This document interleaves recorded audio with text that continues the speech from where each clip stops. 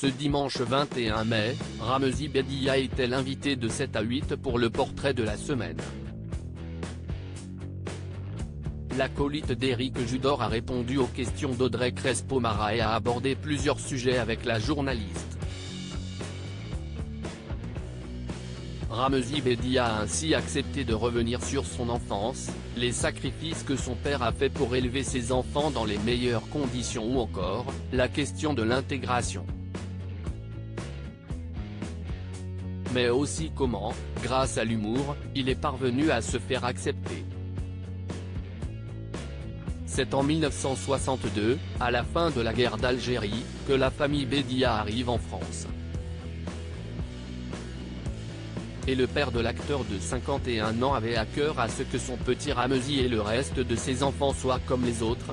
J'allais à l'école catholique, je faisais mes prières tous les matins, et le soir, je voyais mon père le front sur le sol en train de prier, a commencé Ramzy Bedia.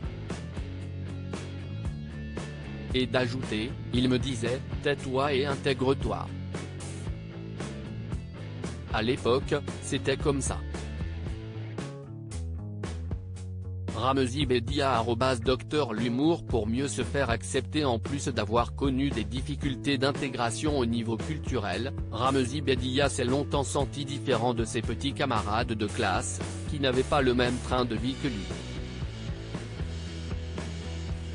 En effet, la famille Bedia, composée de 11 personnes, ne vivait qu'avec l'unique salaire du chef de famille. On était à Gennevilliers, dans une banlieue difficile, a indiqué le comédien, avant de révéler que son père a continué à travailler jusqu'à ses 80 ans en tant que chauffeur de taxi afin de pouvoir payer les frais d'inscription de son école privée.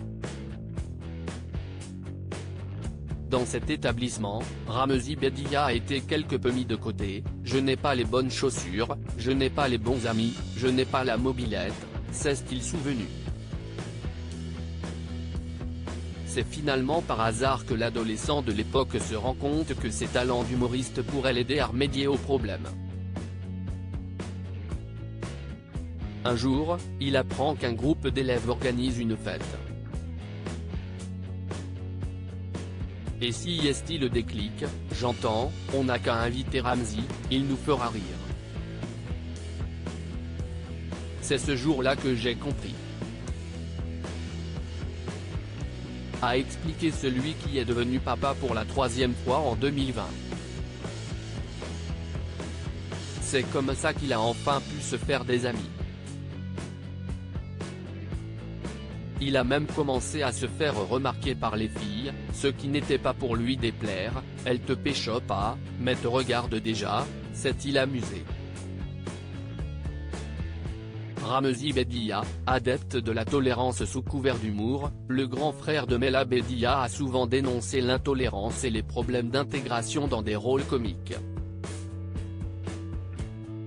Comme dans les films Il reste du jambon, réalisé par son ex-compagne Anne de Petrini, ou bien Coexister, de Fabrice Eboué.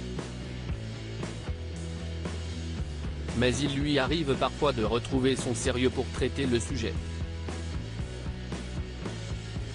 Ainsi, l'an dernier, il racontait qu'il s'était fait tabasser par des flics, comme par des skinheads lorsqu'il était plus jeune, alors qu'il n'était ni turbulent, ni délinquant. En début d'année, au cours d'un entretien accordé à Libération, Ramzy Bedia a évoqué le projet d'un film dont il a déjà fini d'écrire scénario. Et le titre qu'il a choisi est assez évocateur puisque le long métrage devrait s'intituler Le jour où tous les Arabes seront partis. Et on va voir, vu que c'est nous le problème, si ça va tout régler.